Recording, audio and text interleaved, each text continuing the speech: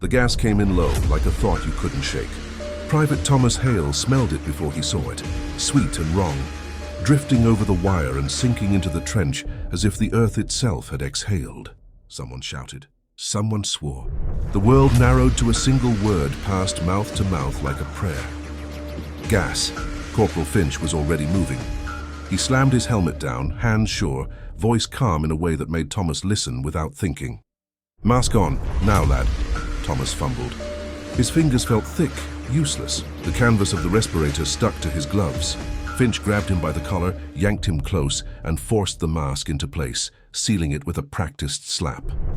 Through the glass eyepieces, Finch's eyes were steady, older eyes, eyes that had learned which fears to ignore. The trench dissolved into coughing shapes and raised arms. Men staggered, some too slow, some already sinking. The gas rolled on, pale and patient, filling every hollow. It burned at the back of Thomas's throat even through the filter, a reminder that the mask was mercy, not safety. They crouched together against the wall, shoulders touching. Finch leaned in so his words carried through rubber and panic. Breathe slow. Count it. Don't rush the air, Thomas counted. 1, 2, 3. He thought of his mother's kettle singing, steady and familiar, and matched his breath to that sound. Finch's hand stayed on his sleeve, an anchor in a world that had turned unreal. A shell burst somewhere close. The concussion pressed the gas deeper into the trench, like a tide pushed by the moon. Thomas's chest tightened. For a moment, he was sure the mask was failing, sure he could taste the green. Finch noticed the panic before it found a voice.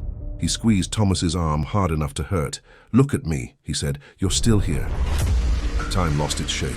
Minutes stretched thin as wire. At last the wind shifted, tugging the cloud away in tatters. The coughing eased. Orders came down the line, masks off, slowly, carefully, like waking from a bad dream. Thomas peeled the respirator away. The air tasted bruised, but it was air. He swallowed it and laughed once, a sound halfway to a sob. Finch sat beside him, mask dangling, face lined with grime and something like relief.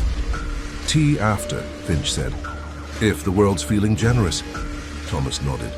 Above the trench, the sky looked rinsed clean. A pale blue that didn't belong to the war at all. The gas had passed, leaving them shaken and breathing, still counted among the living. Finch stood, clapped Thomas on the shoulder, and went back to work. The trench remained a wound. But for that morning at least, it hadn't taken them.